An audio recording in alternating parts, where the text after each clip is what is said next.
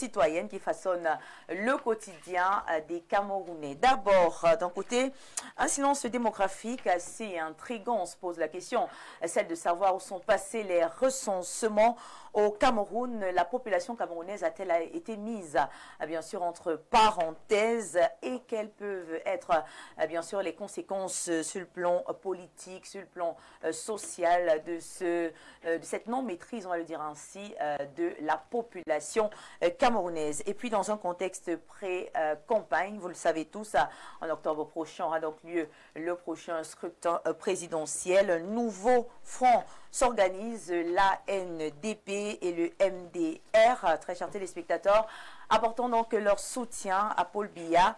Le fameux bloc du Nord a-t-il éclaté? C'est la question centrale que nous poserons donc ce soir, ou même n'a-t-il jamais existé? Avec nos invités ce soir, nous essayerons, n'est-ce pas, d'avoir quelques éléments de réponse. Et lorsque tout ceci est dit, je vous invite également à rester scotché et surtout à participer en direct avec nous sur ce magnifique et chaleureux plateau de Le Grand Soir à travers le numéro de téléphone qui va afficher au bas de l'écran, le 692 20 94 36. Vous avez également la possibilité de réagir via notre page officielle Info TV Cameroun ou encore notre compte YouTube, et nous lirons, rassurez-vous, tous vos messages. Et là, messieurs, ils sont donc déjà confortablement invités. On aura un plateau de 5, voilà, avec moi 6 pour ce soir. On a essayé, bien sûr, de rassembler les parties concernées par cette belle thématique. Et donc, on va commencer, bien évidemment, par la droite. Notre tout premier invité, un visage que vous connaissez très bien, qui représente la société civile ce soir, Anissé Noah. Bonsoir et bienvenue sur le plateau de Le Grand Soir. Bonsoir Madame Bessala, bonsoir à tous nos milliers de téléspectateurs qui nous font l'honneur et le plaisir de nous regarder en ce moment. Je ne manquerai pas de faire mes sensibilités à mes co-discutants sur le plateau. Et bonsoir bien évidemment à votre top management qui met les petits plats dans les grands pour que à chaque fois qu'on se retrouve pour partager, comme c'est le cas aujourd'hui, que notre séjour chez vous soit un bon séjour. Merci beaucoup d'avoir accepté notre invitation. Merci de nous faire honneur. Merci. En étant de la team ce soir. Et juste à côté de vous, un autre invité que vous connaissez également et qui nous accompagnera à travers, bien sûr, ses avis éclairés. Il nous vient du PEC, d'un parti que vous connaissez très bien, le Parti écologiste camerounais. Lui, c'est M. Arsène Ngaging. Bonsoir et surtout, bienvenue chez nous à Info Télévision. Bonsoir Madame Bessala, merci pour l'invitation. Je viens au nom du Parti écologique et je crois qu'il y a des choses qui doivent être vraiment décortiquées ce soir. Donc je salue également les téléspectateurs et les intervenants de ce soir et je dis encore merci pour l'opportunité.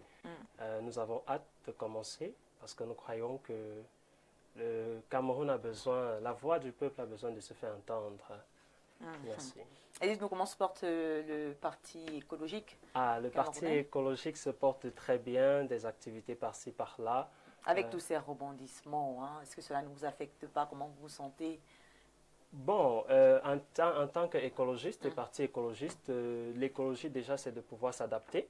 Donc je crois que ce n'est pas, pour nous, l'équilibre est important. Donc c'est toujours important de pouvoir s'adapter et voilà un peu.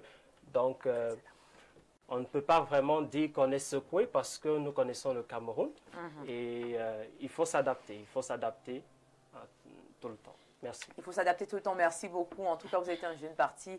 Et beaucoup de courage à vous. Merci. On poursuit avec notre troisième invité que vous connaissez également. Ça n'a pas été du tout facile de l'avoir, il faut le dire. Après près de 4 tentatives, il est enfin là sur le plateau de Le Grand Soir avec moi, bien sûr, à la présentation. Lui, c'est le président. Hein. Vous savez, quand on reçoit des présidents, c'est aussi ça. Parfois un peu capricieux. C'est donc le président Amadou Aminou qui représente aujourd'hui l'ANPC. Bonsoir et bienvenue. Bonsoir Madame Bessala. Bonsoir à mes frères. Je vous suggère Viviane Andrea. Madame Viviane alors. Oui, bonsoir à mes frères, bonsoir au président de la République, Monsieur Paul Biya, bonsoir à Madame la Première Dame et bonsoir à mon frère qui est grand PDG M. Dieudonné Vin. Notre très grand PDG du groupe La Météo que nous saluons tous. C'est un ami, ça fait plus de 20 ans que moi je le connais. Donc... Vous avez des grands amis. Mais c'est normal, c'est ça. Comment se porte le Nord, ça va? Pardon? Le Nord, le Grand Nord. Oui, le Grand Nord, ça va.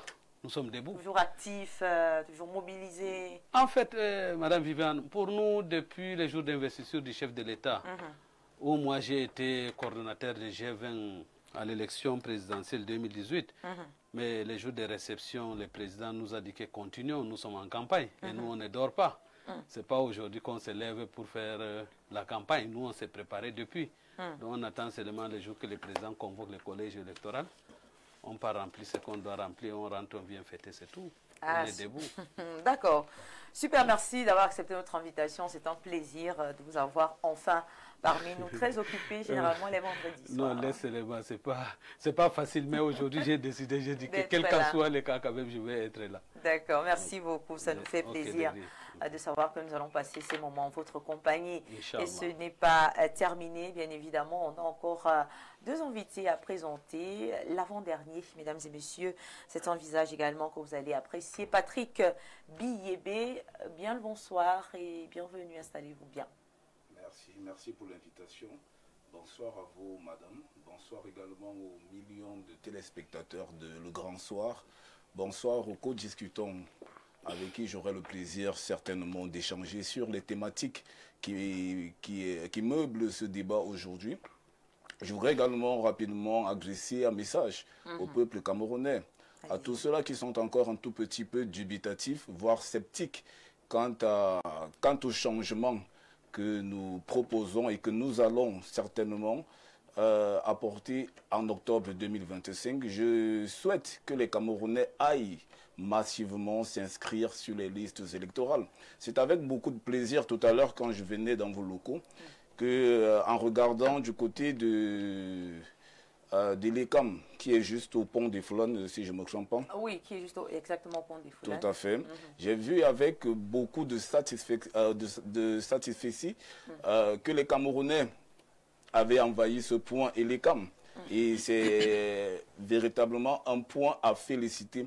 Mais je voudrais ici donc appeler ceux qui sont encore un tout petit peu réticents. Oui, même s'il faut dire justement que l'affluence est due au fait qu'une annonce a été faite que la date limite pourrait être aujourd'hui. Pourrait être aujourd'hui. Tout à fait, tout à fait. Mais tant que le corps électoral n'est pas convoqué, que les Camerounais aillent massivement s'inscrire sur les listes électorales. Parce que vous savez que la carte électorale est l'arme la plus puissante que peut détenir le citoyen pour la maîtrise de son propre destin. Et donc, ceux-là qui sont encore réticents, allez vous inscrire sur les listes électorales.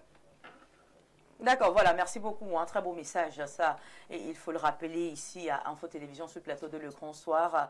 Les citoyens camerounais ont donc encore la possibilité de s'inscrire, n'est-ce pas, sur les listes électorales et de respecter l'endroit que l'on vous donnera pour le jour J et donc pour le jour du vote.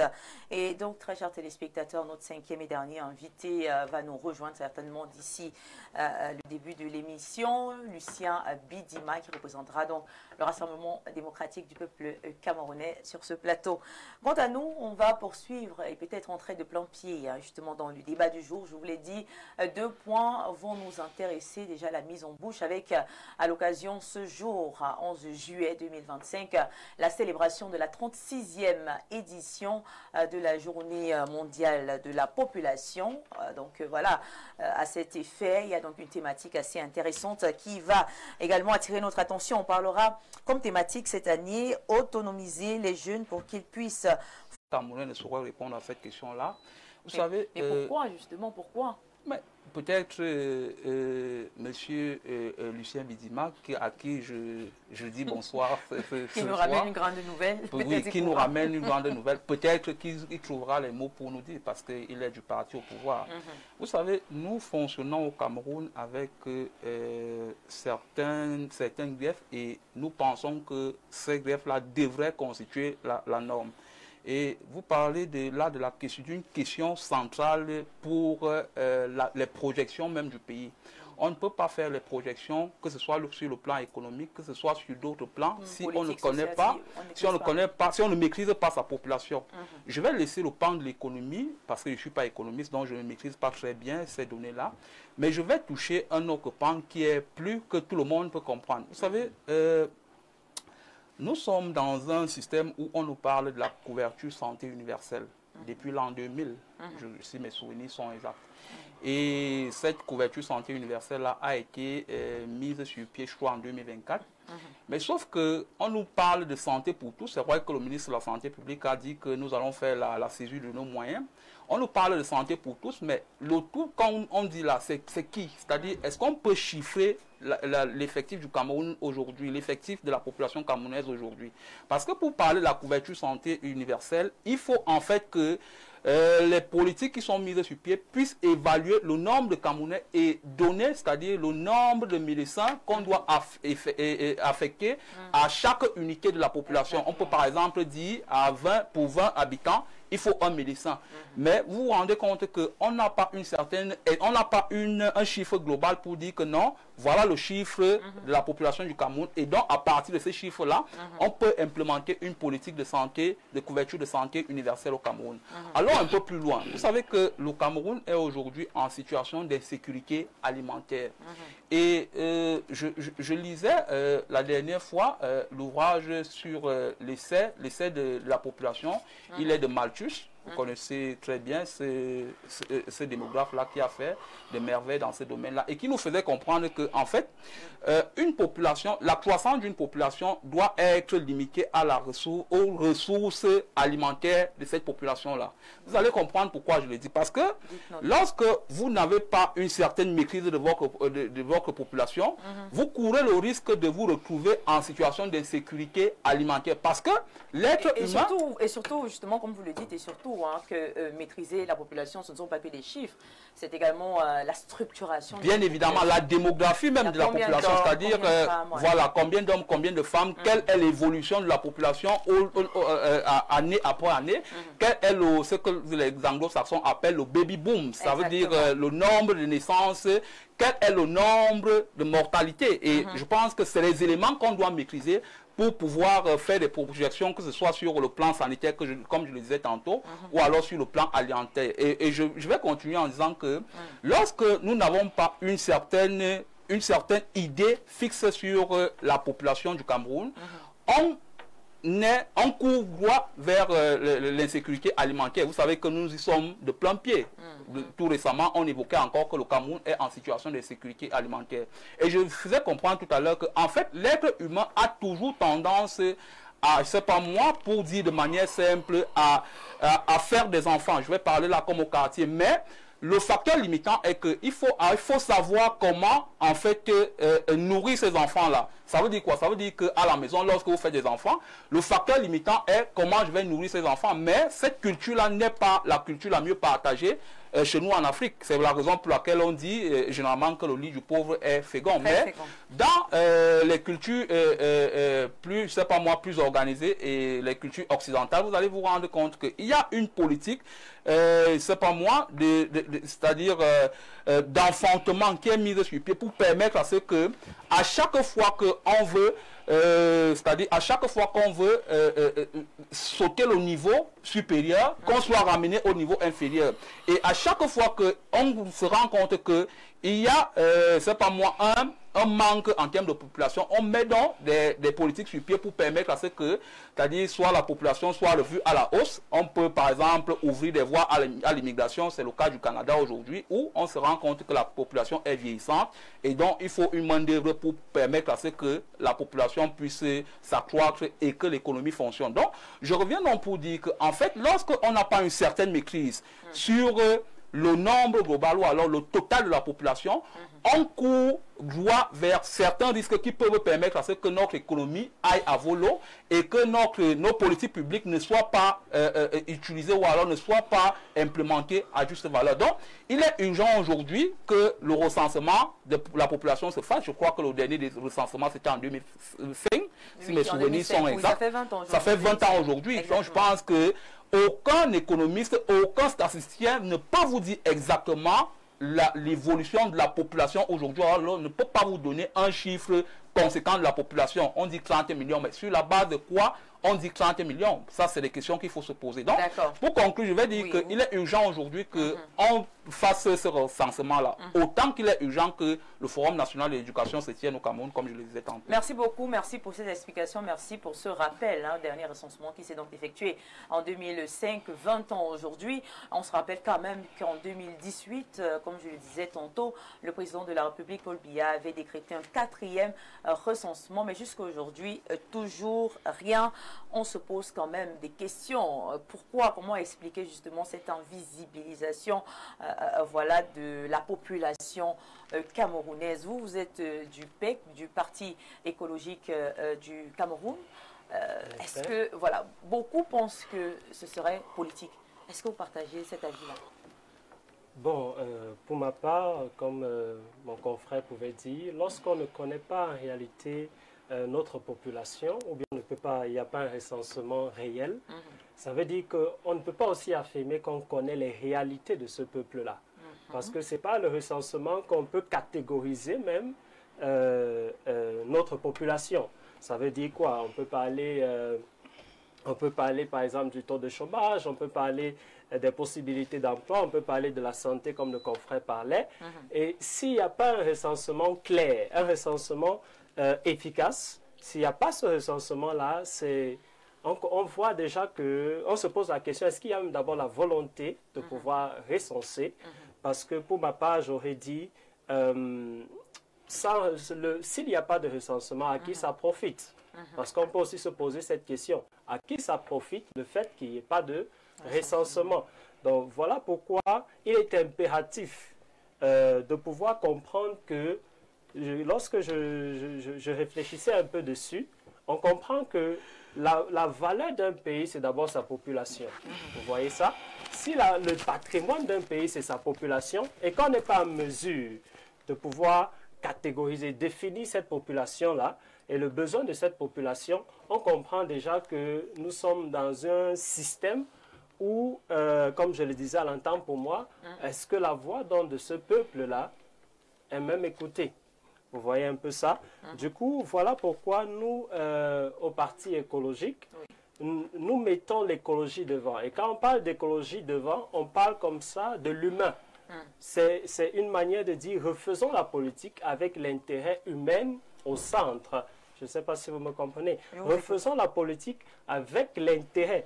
L'homme au centre. C'est-à-dire, oui, l'homme au centre. Oui, l'homme au centre. Avec l'intérêt, c'est-à-dire?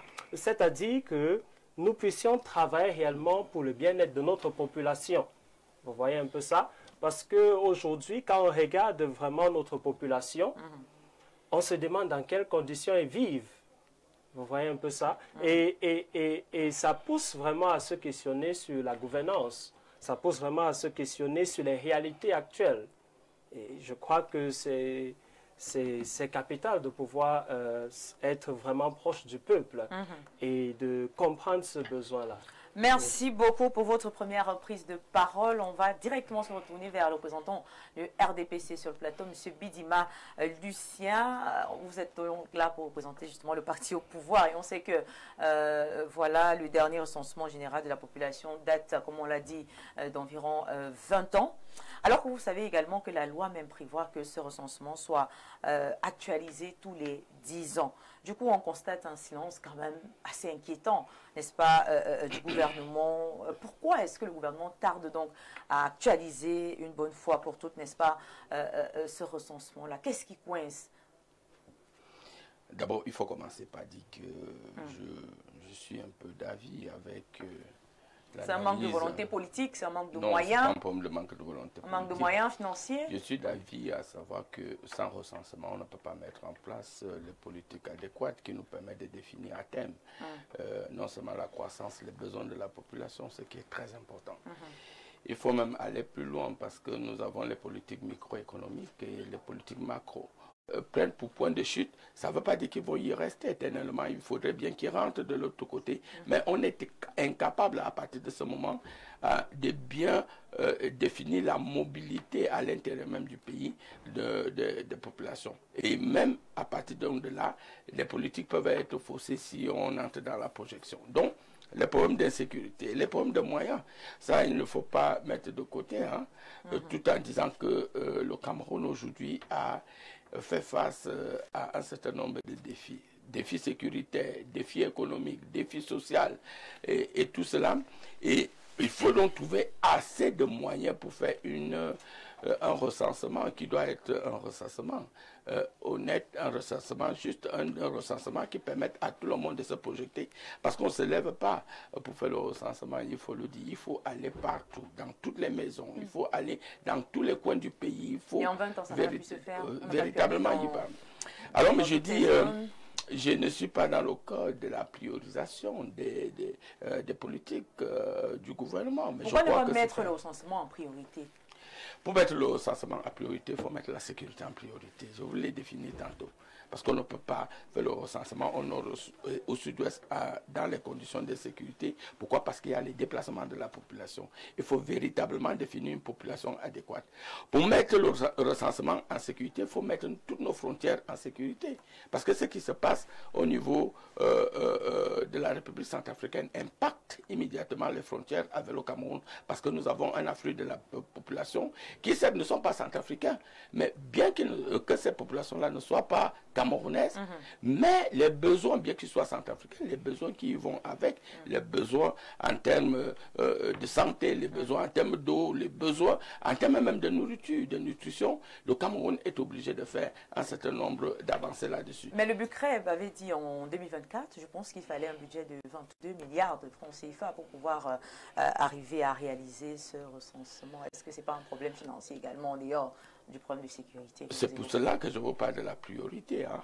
Si aujourd'hui on avait... Le problème n'est pas de mettre en face un budget qui nous permet de faire un recensement. C'est faire le recensement, pourquoi faire?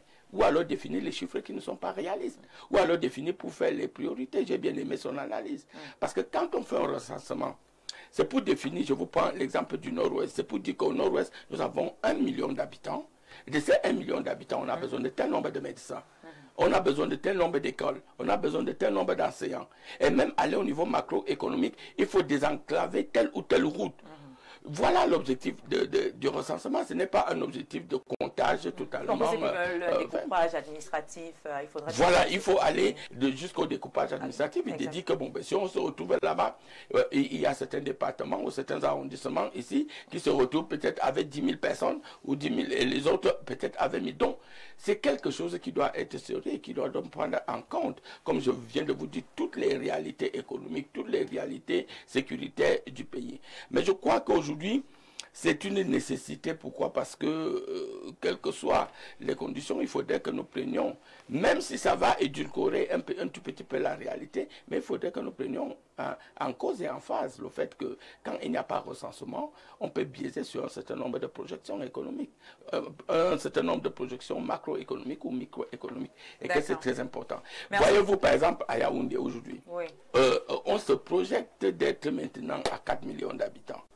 Est-ce que si nous sommes à 4 millions d'habitants, les problèmes d'enseignement, les problèmes de route, les problèmes de sécurité, les problèmes alimentaires, il le disait tantôt, est-ce que ces problèmes-là suivent? Tout simplement parce que nous sommes dans les projections. Or, le recensement nous permet d'avoir une photographie réelle d'un pays, à la population d'un pays, à un moment donné, et par tranche d'activité, on peut savoir et projeter que nous avons tel nombre de jeunes et qu'à un certain niveau, il faut chercher les emplois pour ces jeunes-là et voir comment tout cela se passe au niveau sécuritaire, éducation et social. Donc c'est très important. Peut-être qu'aujourd'hui, il est très important, et je crois que ça entre dans les priorités du gouvernement, que nous ayons un bon recensement. D'accord, merci beaucoup, Président Amadou Aminou. Vous êtes également avec nous ce soir. Vous êtes un responsable politique. On vous pose donc la question de savoir, est-ce que vous n'avez pas l'impression, est-ce que vous ne trouvez pas que c'est un peu volontaire, hein, cette carence démographique-là? Oui, je pense que M. Bidema a fini tout ça. C'est le problème de sécurité et les moyens. Puisqu'il y a une direction qu'on appelle BICRET, je pense. Exactement. Il y a une direction uniquement pour ça. Donc, moi, je ne vais pas parler des chiffres sans me rapprocher d'eux. puisqu'il faut que je me rapproche d'eux pour demander à quel niveau que nous sommes. Bon, peut-être pour le prochain débat, je vais faire quelque chose pour vous donner quelque chose clair et net, je ne sais pas. Peut-être ça peut arriver, ils ont recensé. Ils n'ont pas encore publié, peut-être ça peut arriver, ils sont sur le terrain, ils ne veulent pas publier, il faut les moyens, donc il y a tout ça là. Mais sauf que la réalité est là, c'est qu'il n'y a pas de recensement. La population, tout à l'heure j'ai posé la question, si je vous demande combien de Camerounais y a-t-il, est-ce que vous pourrez me répondre? Non, toujours il y a un doute. D'autres vont te dire que nous sommes 30 millions, d'autres vont te dire que nous sommes 40 millions. Bon, ce n'est que eux seulement qui peuvent déterminer les recensements parce qu'au moins ils sont sur le terrain.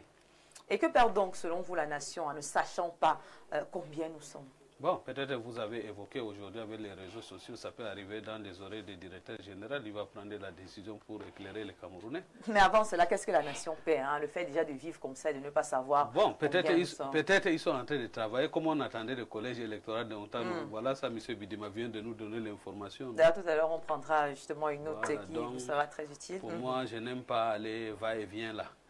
Donc, j'aime, comme j'ai dit, comme ça, là, j'assume. Donc, pour l'instant, on attend. Si on va se rapprocher d'eux, ils vont nous dire ce qu'il faut faire. Il y a la société civile, il y a les partis politiques. Ça, c'est notre rôle d'aller vérifier et demander. D'accord.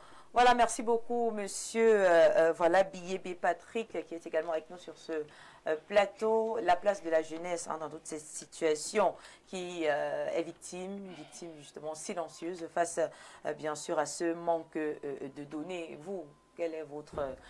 comment vous comprenez justement cette situation? Comment comprendre que pendant au moins 20 ans, une population ne puisse pas savoir le nombre d'habitants qu'elle possède véritablement? Bien, madame, je vais ici répondre clairement. Parce qu'il s'agit, n'est-ce pas, d'un manque de volonté politique.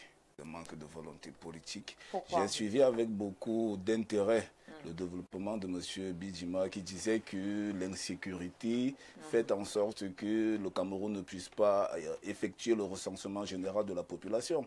Mais je voudrais aussi rappeler à M. Bidima que l'insécurité dans les régions anglophones ne commence pas en 2015. Pourtant, le Cameroun aurait dû, selon les textes, faire le recensement depuis 2015. C'est-à-dire c'est tous les 10 ans. Après 10 ans qu'on fait le recensement.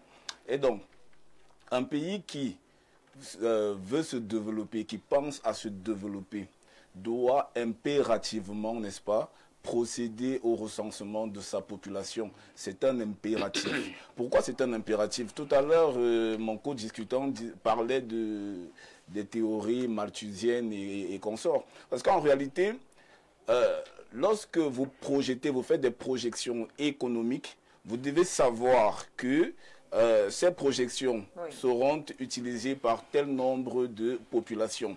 Et tant que vous ne maîtrisez pas vos populations, en réalité, vous conduisez le pays de manière illisible. Parce que lorsque on prend peut-être le cas des infrastructures, les infrastructures sont généralement construites pour une durée bien définie en prenant en compte la population actuelle et certainement les projections de la population au bout de 10 ans peut-être. On peut donc à partir de ce moment dire qu'on va construire une route partant des Folland peut-être pour la poste centrale pour une population de 1 million ou 2 millions de Camerounais, d'usagers. Voilà à peu près comment est-ce qu'on fait. Lorsque au Cameroun, on ne réalise pas de recensement général de la population, en réalité, l'objectif ici est clair. C'est simplement de dire que le développement du Cameroun intéresse moins ceux qui nous gouvernent actuellement. Parce que si je prends encore toutes les théories malthusiennes, lui, il pensait effectivement que ceux qui viennent, n'est-ce pas, dans un contexte où les ressources sont déjà partagées avec les convives et que ceux qui viennent donc après ne peuvent pas bénéficier au même titre que les convives des ressources. C'est pour dire simplement que lorsque vous êtes, madame, dans le contexte peut-être camerounais et que vous aspirez à développer davantage le pays, il faudrait, n'est-ce pas, que les ressources que vous mettez sur pied que ces ressources ne soient pas profitables à des personnes qui n'étaient pas là au début. Qu'est-ce que je vais expliquer? Je vais simplement expliquer que, faisant en parallèle, bien entendu, que la Chine a à un moment donné utilisé la méthode de Malthus, c'est-à-dire elle a limité les naissances.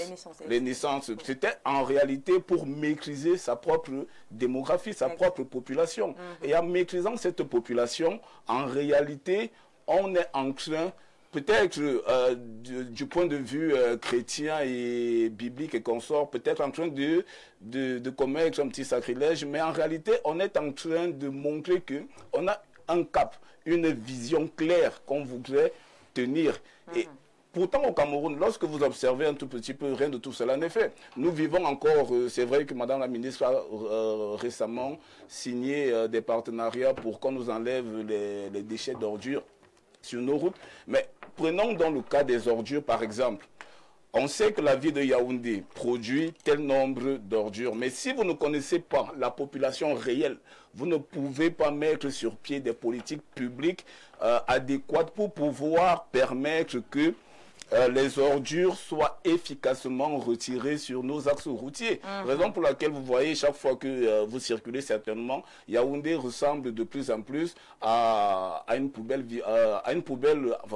géante. Oui, ressemblait, mais moi je vois toujours des tas d'immondices, monsieur Bidima. Moi je vois toujours des tas d'immondices. Peut-être améliorer. En tout cas, en général, on a une production incontrôlée, vraiment des ordures. Ça, c'est une remarque qui est vraie. Tout à fait. Et en réalité, pour donc justement avoir une politique contrôlée de ces ordures, il faut connaître la démographie. À partir de là, vous établissez des politiques publiques qui peuvent permettre que les ordures soient efficacement retirées sur nos axes routiers. Sur nos axes routiers. Mais tant que cela n'est pas fait, toutes les politiques publiques que l'État camerounais peut mettre sur pied, c'est des politiques publiques qui ne peuvent pas permettre que nous nous développions. C'est-à-dire voir à l'échec. Voir l'échec, automatiquement, à l'échec. Pourquoi? Parce que vous allez prendre des politiques publiques, mais si vous n'avez pas une maîtrise de la population, ces politiques publiques vont ne pas bénéficier à la population comme vous l'auriez souhaité. J'ai pris le cas des infrastructures routières, par exemple, tout à l'heure. Lorsque vous faites une route partant des Foulanes pour la poste centrale, si vous dites que cette route doit faire 20 ans, c'est parce que vous avez justement eu à faire des perspectives et sur la qualité de l'infrastructure et sur la population. Mais si vous ne faites pas cela, au bout de 5 années, vous allez avoir des nids de poules sur votre route, et au bout de 10 ans, la route sera totalement effritée et vous allez être obligé de recommencer un travail que vous avez eu à faire. Donc, en réalité, je pense que nous sommes tous d'accord ici que sans recensement général de la population, le pays ne peut effectivement pas se développer comme nous le voulons. Il est impératif, il est même impérieux pour l'État camerounais d'effectuer au plus vite le recensement général de la population pour que nous ayons cette maîtrise de notre population, de notre démographie. Et qui dit maîtrise de la démographie dit également maîtrise du développement que nous souhaitons. D'accord, voilà, merci beaucoup. On va prendre... vous vouliez... Oui, je voulais quand même dire non, ce n'est pas parce qu'il n'y a pas recensement qu'il n'y a pas projection de la population que nous avons, parce qu'il faut savoir que tout cela est fait par les statisticiens. On n'invente pas la roue. Quand peut-être la France vous dit qu'en telle année, nous serons à tel nombre d'habitants, ou bien les États-Unis, c'est parce qu'il y a des études actuariales qui sont faites. Ces études-là sont faites au Cameroun. On projette la population. On connaît plus ou moins ce que nous pourrions être en telle année ou en telle année. Mais maintenant, le recensement vient juste terroriser cela. Dit effectivement la théorie que vous avez appliquée, les statisticiens, les spécialistes qui font les études actuariales que cela donne. Donc il ne faut pas dire que le pays est totalement dans vos lots. Nous avons la projection qui est faite par des spécialistes qui sont faits pour ça, mais cependant il faut le recensement pour venir déterminer ou alors conforter les chiffres que nous avons. Magnifique, merci à vous, Lucien Bizima. Prenons donc quelques messages tout de suite et maintenant sur le plateau. Bonsoir Viviane André et à tout ton panel. S'agissant de ce recensement de 2005, il faut ajouter qu'à sa publication, il était déjà caduc, sorti 5 ans plus tard, soit en 2010. Et nous qui faisons des recherches sommes obligés de citer ce rapport dans nos recherches car c'est le seul officiel. Cédric de Mendon. Une autre réaction ce soir. Bonsoir, le grand soir. Madame, partons d'un postulat, toute politique publique est adossée sur les statistiques. En l'absence des données démographiques dans un pays, on fait du tâtonnement. C'est Abo qui nous écrit. Autre message. Bonsoir sur le plateau. Très bonne émission. Monsieur Bizima doit arrêter avec la distraction. Ça fait plus de 20 ans qu'il n'y a pas eu de recensement. La guerre du Nozo, ça fait moins de 9 ans. Qu'ils nous disent dans quel domaine ils ont mené un projet à terme dans ce pays. La population ne leur dit rien. On attend octobre 2025. JP Niam, à Yaoundé. C'est le 12 octobre en passant. Bonsoir madame, moi même compté les Camerounais à dépasser le régime du renouveau. Vivement la fin pour la refondation du Cameroun qui commencera par un recensement général des populations AP Adam Charlemagne. Bonsoir, c'est Gabriel Michel Chougem à Yaoundé. Il dit le raisonnement de M. Bidima ne tient pas. Le manque de recensement depuis 20 ans est lié aux méthodes de fraude électorale du RDPC. D'accord. On prend cet autre message. Bonsoir, Viviane Andrea. Et bon vendredi à vous. Merci. Au Cameroun, l'absence de recensement fiable depuis 2005 fausse les données démographiques utilisées pour planifier même les politiques publiques. Ce retard est lié à un manque de volonté politique et à des enjeux électoraux sensibles, à des contraintes financières et à la méfiance des populations. Cela nuit également à la transparence, au développement et à la bonne gouvernance. À qui profite réellement l'absence des données démographiques fiables au Cameroun? C'est la question qu'il faut poser à M. Bidima. À qui profite? S'il vous plaît, est-ce que vous avez une réponse, cher Bidima? Non, non, ça ne profite à personne, d'autant plus qu'on vous a défini l'utilité de recensement. Mais je dis, ce n'est pour autant pas parce qu'on ne fait pas le recensement que le gouvernement ne fait pas de projection. Il y a des spécialistes pour ça. Nous nous projetons et à partir de ces projections, on peut aussi projeter les politiques économiques, les politiques macro, les politiques microéconomiques. Pourquoi cela profite au RDPC? Tout profite maintenant au RDPC. On ne fait pas le recensement. On ne connaît pas le nombre de Camerounais bien. On connaît donc le nombre de votants. C'est près de 8 200 000 personnes. On connaît maintenant la date. Ça, c'est aussi une évidence maintenant. Le chef de l'État vient de prendre la décision le 12. Allons-y aux élections. Et puis à partir de là, peut-être les Camerounais auront l'occasion de choisir. Il ne faut pas tout mettre sur le dos du RDPC, même quand il y a des évidences. On ne peut pas mener à bien un recensement quand il y a de l'insécurité généralisée. Merci beaucoup. Puisque vous avez la parole, on va lire directement le décret de convocation du corps électoral que nous recevons donc à l'instant. République du Cameroun, décret, décret du 11 juillet 2025 portant convocation du corps électoral en vue de l'élection du président de la République. Le président de la République, vu la Constitution, vu la loi numéro 2012-001 du 19 avril 2012, portant code électoral modifié et complété par la loi numéro 2012-017 du 21 décembre 2012, décrète, article 1er. Les électeurs sont convoqués le dimanche 12 octobre 2025 à l'effet de procéder à l'élection du président de la République. Article 2. Les bureaux de vote seront ouverts à 8 heures et fermés à 18 heures précises. Article 3. Le présent décret sera enregistré, publié selon la procédure d'urgence, puis inséré au journal officiel en français et en anglais. Yaoundé, 11 juillet 2025, le président de la République, signé Paul Biya. Voilà, je pense que vous avez bien écouté justement le contenu de ce décret On va faire un autre tour de table pour essayer de prendre les réactions après la lecture. On commence par vous, M. Noanissé. Oui, la convocation du corps électoral, c'est un moment inédit pour la vie d'une nation et pour une élection présidentielle.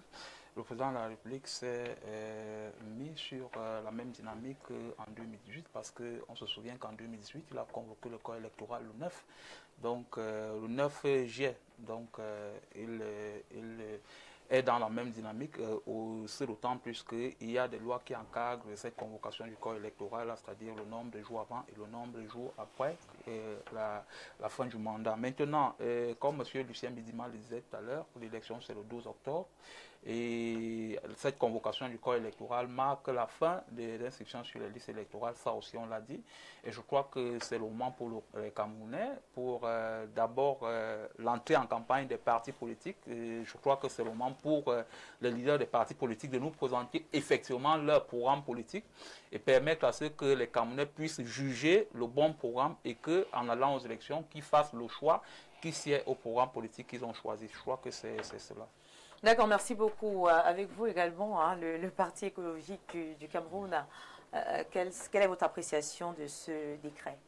Bon, comme je parlais à l'entame, pour le Parti écologique, il y a cette pensée qui me vient à l'esprit. Laquelle? Et cette pensée dit, aimer, ce n'est pas se regarder l'un l'autre, mais c'est de pouvoir s'unir ou bien se rassembler autour d'une même vision. Et dans cette optique, j'ai parlé à l'entame des actions qu'ont menées le Parti écologique. Récemment, il y a de cela, je crois, bien une semaine, nous étions aux côtés de Temnus Odja, où nous avons sensibilisé massivement la population à venir s'inscrire sur les listes électorales, parce que voter, ce n'est pas juste, ce n'est pas de la blague. L'avenir de notre pays ou bien de tout citoyen est en jeu. Alors, comprenant cela, c'était important pour le Parti écologique de voir avec les CAM et cela s'est fait. Donc ça, c'est une action que nous avons posée afin de sensibiliser, de dire à nos concitoyens que c'est important. Le changement, c'est maintenant. Tout commence par une volonté. Si en tant que parti politique, on ne sait pas se rapprocher du peuple et faire comprendre le besoin de pouvoir s'inscrire sur ces listes électorales, ça veut dire que tout ce qu'on fait, on le fait en vain. Parce que voter, c'est un pouvoir également. Parce que là, tu détermines ton dirigeant. Et donc, ça, c'est la première partie. La deuxième des choses, comme action que le Parti écologique a posée récemment, hier, je crois bien, Info TV était là. Ça doit, nous avons ensemble, avec le parti politique, il y a eu une coalition qui s'est faite. Avec le PUS. Vous voyez un peu ça? Et deux autres leaders politiques. Pourquoi? Parce que, comme je le disais, aimer, si nous aimons le Cameroun, ce n'est pas forcément de dire qui est meilleur que l'autre. Le but, vraiment, c'est de pouvoir s'allier afin qu'il y ait vraiment un changement. Parce qu'on ne peut pas parler de changement sans alliance. Vous voyez ça? Et c'est dans cette optique qu'il y a eu cette alliance avec ces partis politiques-là, afin de pouvoir vraiment voir ces actions, être ensemble pour mettre nos idées et de pouvoir faire comprendre aux Camerounais qu'un Cameroun nouveau est possible. Vous voyez cela? Donc, par rapport maintenant au décret du président, c'est tout à fait normal. C'est quelque chose qu'on s'attendait. C'est juste le jour, l'heure qui importe. Vous voyez ça? Donc, c'est une bonne chose parce que là, en effet, les leaders politiques vont se rassembler. Les partis politiques également vont se rassembler et tout sera fixé et on attendra en effet le 12 juillet pour... 12 octobre. Le 12 octobre, pardon, merci, c'est juste une fuite. Oui, le 12 octobre pour voir vraiment les efforts de tout un chacun. Merci. Mais c'est l'heure à l'action, c'est ce que je peux dire. Donc, j'invite aussi mes frères de ne pas juste s'inscrire, parce qu'on s'inscrit, mais est-ce qu'on vote? Merci à vous, Arsène Gagan, pour votre prise de parole, votre avis. On a également M. Biébé Patrick qui a certainement quelque chose à dire concernant ce décret.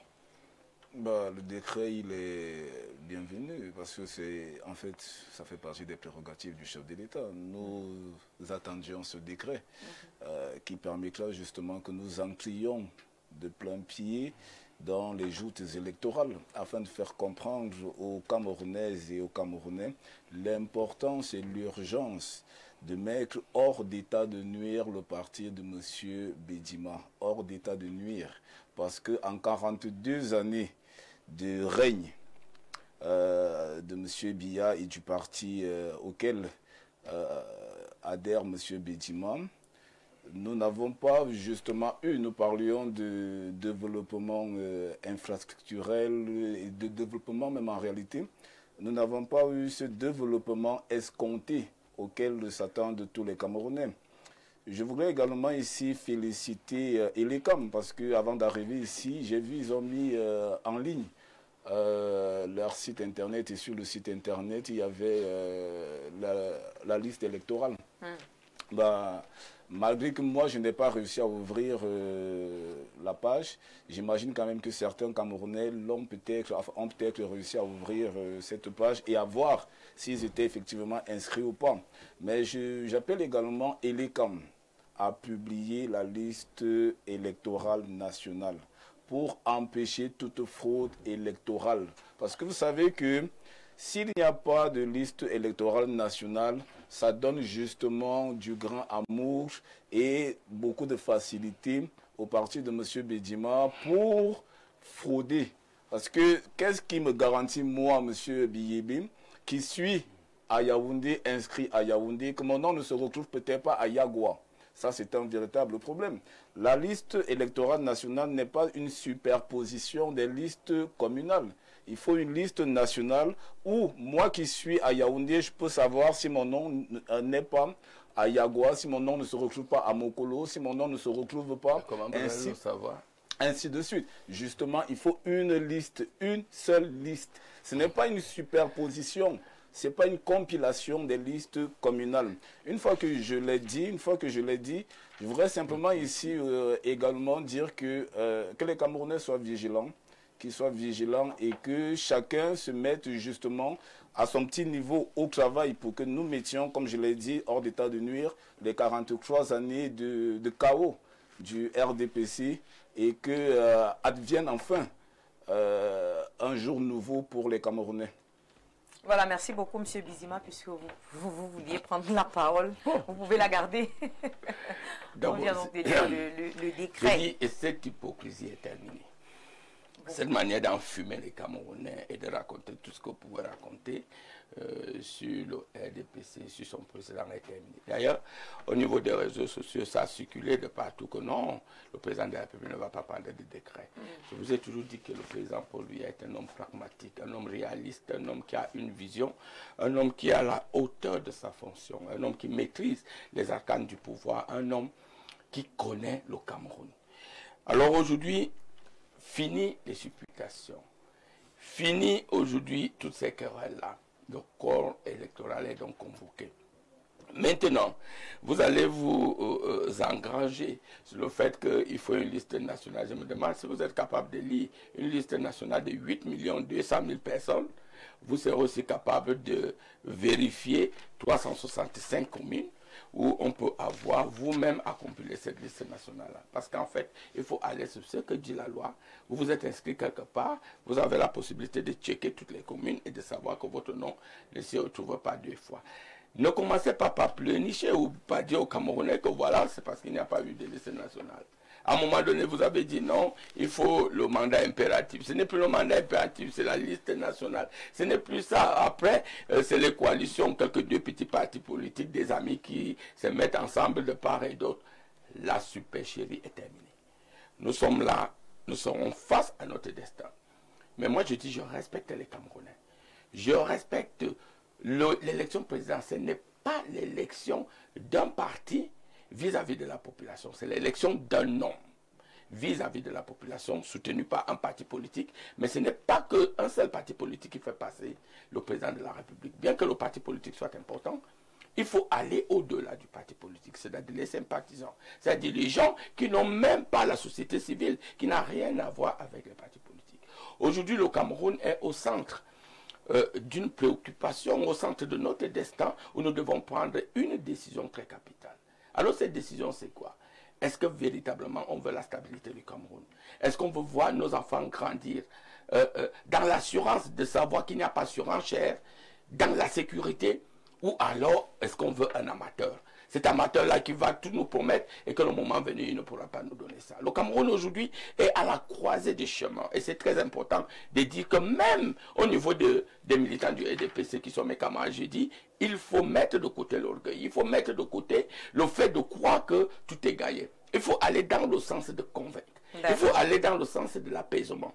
Nous ne disons pas que forcément l'élection est totalement pliée comme si on connaissait les résultats d'avance, mais nous disons aujourd'hui que nous avons meilleure offre politique, meilleure offre sociale, meilleure offre culturelle, meilleure offre de l'homme qui peut diriger ce pays. Et c'est le président Biya. Alors, qu'on le veuille ou pas, c'est le choix de notre parti politique. Et je crois que malgré tout ce que nous vivons aujourd'hui, nous pouvons dire que non, ce n'est pas le fait de venir dire aujourd'hui, fini le Cameroun. Ne restez pas dans la supputation d'un homme, mais allez dans les projets, projet après projet, et de dire aux Camerounais ce que vous pouvez proposer de mieux qui n'est pas fait aujourd'hui. Et à partir de là, on pourra prendre une décision. Les Camerounais sont libres. On ne va influencer personne, mais on dit aujourd'hui que nous avons notre offre au sein de notre parti, l'offre que le président Paul Biya lui-même, il va nous donner et que nous allons soutenir. Et nous croyons qu'aujourd'hui, fini donc tout ce qu'on a dit avant, les élections sont là dans 3 mois, les Camerounais auront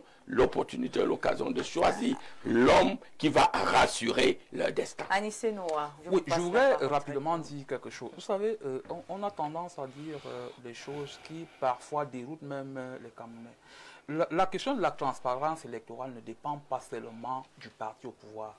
La question de la transparence électorale dépend de la moralité de tous les Camerounais et dépend de la moralité de tous les acteurs du système électoral.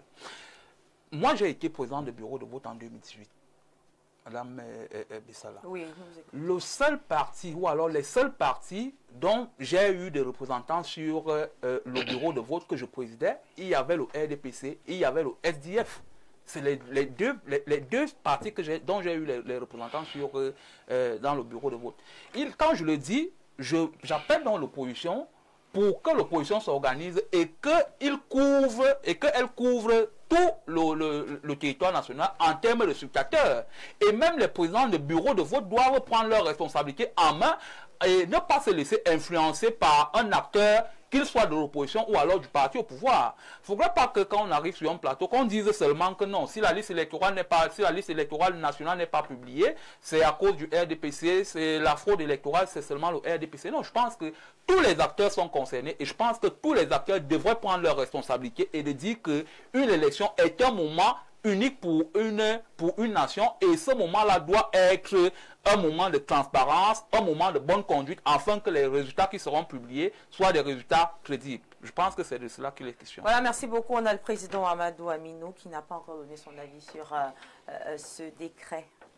Bon, le décret, tout le monde attendait ça. Oui, exactement. Nous, notre rôle maintenant, c'est d'aller porter les dossiers du chef de l'État à les déposer à Elekam, comme on avait fait en 2018. Puisque moi, j'ai été là quand le ministre directeur de campagne IDC était là avec le vice-premier ministre Koité. Moi, j'étais là. Donc, comme mon frère de société civile vient de dire, moi, j'étais à l'extrême nord. J'ai vu comment on donnait même les résultats. Il n'y a même pas un représentant d'un parti politique. Nous-mêmes, nous sommes obligés même d'appeler même les populations. Venez témoigner, venez regarder. On est en train de lire les résultats. Donc, quand on compte, il faut un représentant qui est là. Et vous savez que au Cameroun, les leaders des partis politiques sont des champions à critiquer. Parce que quelqu'un ne peut pas assumer qu'ici, là, je ne peux pas. Hein? Il faut assumer. Si tu dis que je vais aller là, il faut aller jusqu'au bout. Si tu ne peux pas là, ça ne sert à rien d'aller critiquer. On monte, on descend. Vous ne pouvez pas avoir, comme M. Bidi m'a dit, quelqu'un qui a 360 communes. Pendant que vous n'avez rien. Il y a des zones là, moi je suis de l'extrême nord, hein. Il y a des zones, je te jure devant Dieu, je suis sur le plateau, si je vous dis que je connais certaines zones, je mens. Moi qui est fils père des maires de l'extrême nord. Donc, RDPC a l'avantage. Ils ont les ministres, les DG, les PCA, les maires, les députés, les chefs de service, tout le monde. Si vous n'avez pas. Et tu ne peux pas te lever comme ça, aller trouver un maman ou bien un vieux dans une locale, là où pour arriver là-bas, toi-même, il faut dépenser. Tu as peur même d'aller là-bas. pendant là, il y a quelqu'un qui est là, qui l'entretient, tu viens, tu lui dis que je veux que tu me donnes, viens me voter ou bien viens me faire ceci. Il va te parler que toi, c'est qui. D'accord. Donc, la seule solution, c'est que nous allons faire. Moi, j'aime les gens qui proposent. Les élections est déjà là. Proposons qu'est-ce qu'il faut faire. Le chef de l'État lui-même, il a dit qu'il y a quelque chose qui manque. Maintenant, donc, faisons donc une proposition, comment on fait pour qu'on s'en sorte. Nous sommes démocrates, nous sommes progressistes, hein, comme au Sénégal. Si vous gagnez le président de la République, il vous appelle, il vous félicite. Et s'il vous gagne aussi, appelez-le, vous le félicitez. Et maintenant, la vie continue. Magnifique, merci beaucoup. On va donc lire la deuxième partie, justement, de ce décret. Voilà, le président République du Cameroun, voilà, décret numéro du 10 juillet 2025 portant réorganisation de la grande chancellerie des ordres nationaux. Le président de la République, vu la Constitution, vu la loi numéro 2019/007 du 25 avril 2019 portant régime des ordres nationaux, vu le décret numéro 2011/408 du 9 décembre 2011 portant organisation du gouvernement modifié et complété par le décret numéro 2018/190 du 02 mars 2018, vu le décret numéro 2011/412 du 9 décembre 2011 portant réorganisation de la présidence de la République. Décrète chapitre 1, disposition générale, article 1er, le présent décret porte réorganisation de la grande chancellerie des ordres nationaux. Article 2, la grande chancellerie des ordres nationaux est placée sous l'autorité du président de la République, chef de l'État, grand maître des ordres nationaux. Voilà. 2, la grande chancellerie des ordres nationaux est administrée par un grand chancelier des ordres nationaux nommés par décret du président de la République.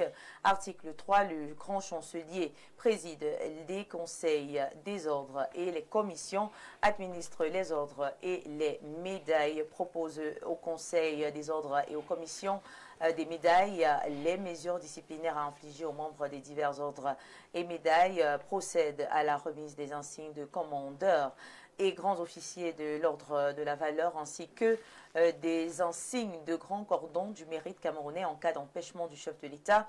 Remet le grand cordon de l'ordre de la valeur au président de la République, des signes, les brevets de chevalier et d'officier de l'ordre de la valeur, des diplômes de chevalier, d'officier et de commandeur de l'ordre du mérite camerounais, de l'ordre du mérite agricole, de l'ordre du mérite sportif, ainsi que de la médaille de la vaillance et de la médaille de la force publique. Soumet à l'ascension du président de la République les listes des personnalités recommandées par les conseils et les commissions. Article 4.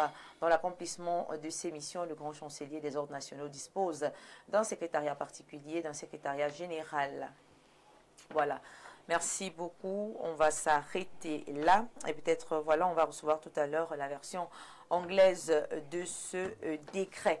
Mesdames, Messieurs, on va donc devoir mettre un terme à cette première partie, n'est-ce pas, de l'émission, première thématique, en prenant encore peut-être 2 à 3 messages, justement, pour rassurer les téléspectateurs que nous sommes en symbiose.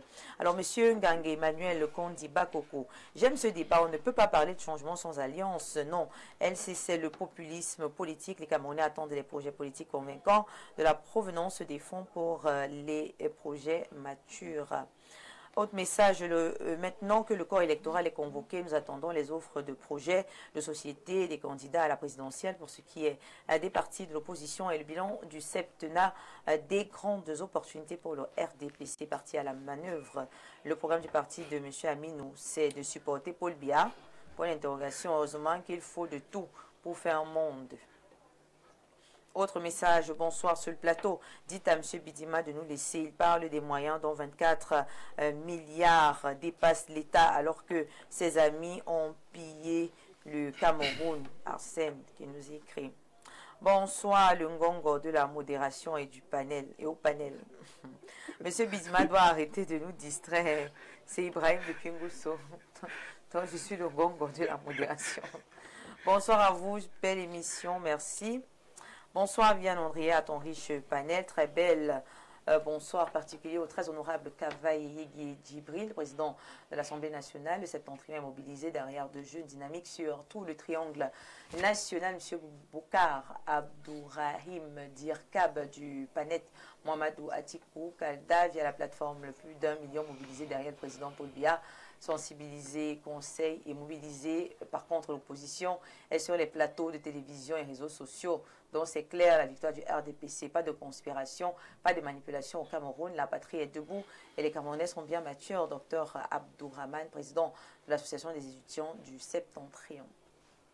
D'accord, je pense que voilà, je on va mettre... mettre... donner une information qui est très importante parce qu'il faut que nous sachions qu'à partir de maintenant, tous les partis politiques ou alors tous ceux qui veulent être candidats à l'élection présidentielle n'ont que 10 jours.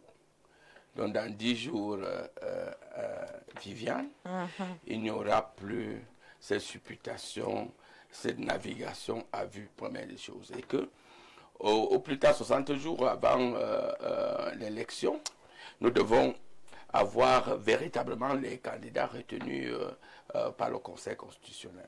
Donc de dire que dans 10 jours, ça va aller très vite, 10 jours c'est bientôt. Et peut-être que tout ce que vous avez suivi avant et qui pouvait distraire justement les Camerounais, c'est terminé là. Donc nous avons 10 jours pour déposer notre candidature. Et je crois que ça ne fait aucun doute pour nous au sein du Rassemblement démocratique du peuple camerounais.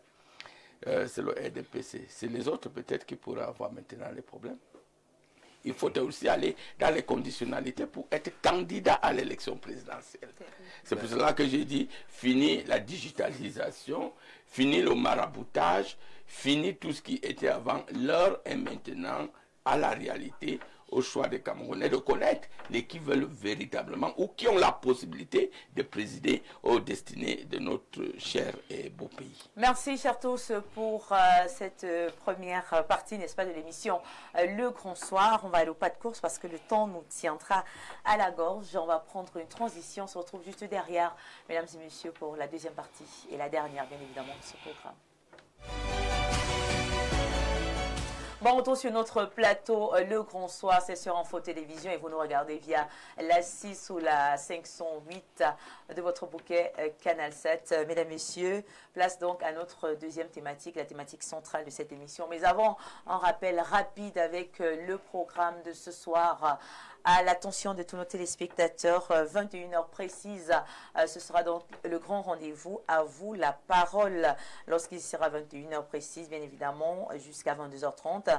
À la présentation, retrouvez Jean-Jacques Zeu. Et l'invité du jour n'est nul autre que M.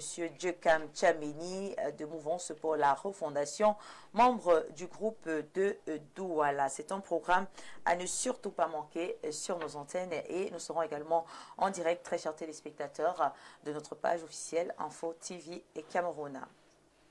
Et nous revenons donc rapidement avec ce décret version anglaise, justement que nous recevons à l'instant. Republic of Cameroon, decree 11 July 2025, convening the electorate for the election of the President of the Republic. The President of the Republic, mindful of the Constitution, mindful of law number 2012-1 of the 19 April 2012 relating to the Electoral Code as amended and supplemented by law number 2012-17 of the 21st of December 2012.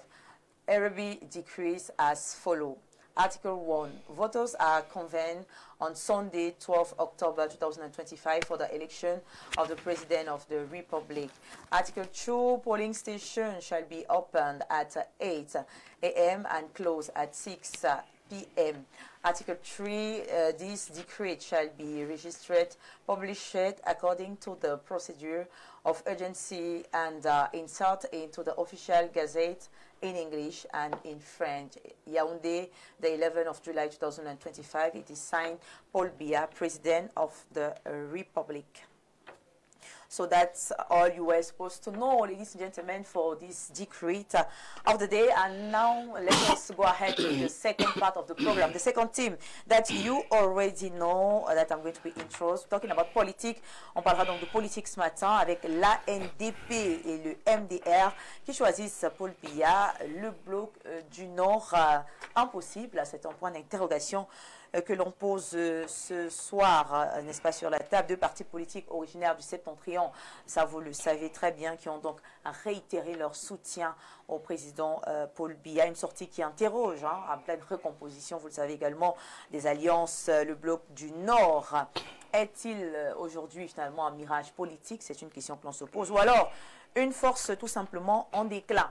Nous allons donc commencer justement une fois de plus par la droite avec Anissé Noah. Anissé Noah, on a donc une thématique là assez forte. Êtes-vous surpris du maintien, du soutien de l'ANDP et du MDR au président Paul Biya? Non, aucunement. Avant de peut-être poursuivre, vous me permettez de faire deux petites précisions. Oui. Vous savez, dans un environnement, dans un landerneau politique hétéroclite comme le nôtre, je ne pense pas que faire une coalition qui repose essentiellement sur les éléments tribaux ou alors sur les éléments ethniques ou encore même sur les éléments communautaires peut permettre de gagner une élection. Encore, je vais faire une autre précision, c'est que la coalition de l'opposition n'est pas une panacée pour gagner une élection.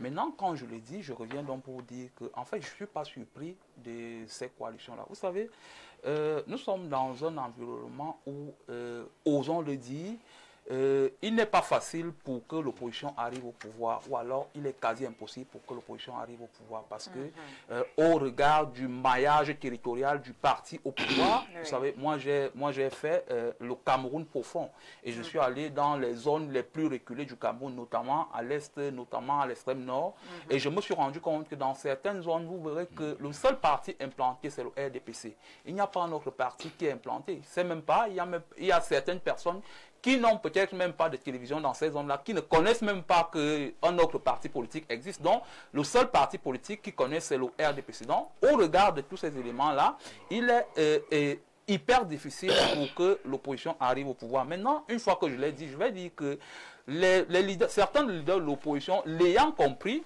ont préféré dealer avec le parti au pouvoir, c'est-à-dire à défaut d'attendre peut-être 10-20 ans pour arriver au pouvoir, ils ont décidé de dealer avec le parti au pouvoir. C'est dans le cas des partis politiques que vous avez mentionnés tout à l'heure, notamment l'ANDP et le MDR, qui... Mouvement pour la défense voilà, publique. Voilà, le MDR que je connais très bien avec le fondateur de ce parti-là, M. Daïkole Daïssala, qui a été un classique du système, et je pense que s'il était encore là aujourd'hui, à son âme déjà, je pense que s'il était encore là aujourd'hui, il n'irait pas en marge de ce qui est en train de se passer là, parce que c'est quelqu'un qui a fait, c'est-à-dire couru avec le parti au pouvoir et qui a toujours soutenu le parti au pouvoir, et même l'ANDP. Et donc je pense que ces coalitions-là, bien que pas importantes selon moi, parce que voyez-vous, quel est le nombre d'élus de ces différents partis politiques-là? Je crois que ces différents partis politiques-là sont installés dans le Grand Nord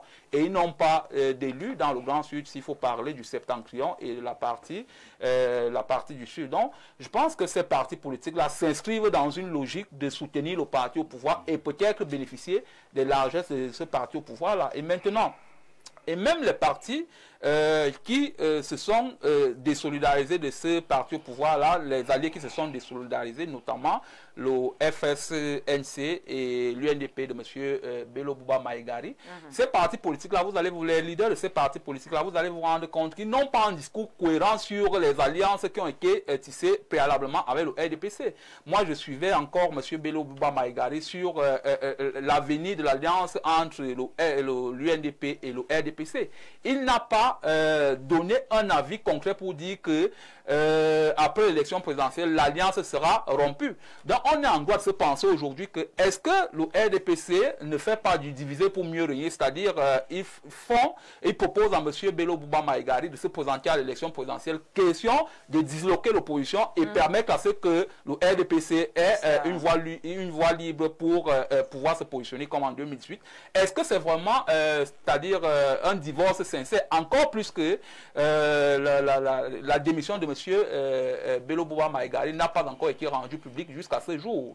Et je pense que cela est un secret de polichinelle parce que lui-même il a dit, il remettrait sa démission en temps opportun acquis de droit, c'est-à-dire au président de la République. Et je pense que s'il l'avait déjà fait, cette démission-là serait déjà rendue publique. Et il est resté en poste au gouvernement. Donc vous voyez que c'est un certain nombre d'incongruités qui nous permettent de dire que ces différentes séparations-là ou alors ces différentes dislocations-là, est-ce que ça ne permet pas au parti au pouvoir de se positionner et de brouiller les cartes entre les partis de l'opposition? Donc, moi, je ne trouve pas ces alliances-là sincères et même les démissions qui ont été faites jusqu'ici, je ne les trouve pas véritablement sincères. D'accord, merci beaucoup Arsène Ganguin. Justement, il fait bien de dire, il dit qu'il ne trouve pas ces alliances-là sincères. Justement, est-ce que le soutien à Paul Biya à ce moment précis peut être considéré comme étant un choix stratégique ou alors une absence d'alternance? Bon, je crois que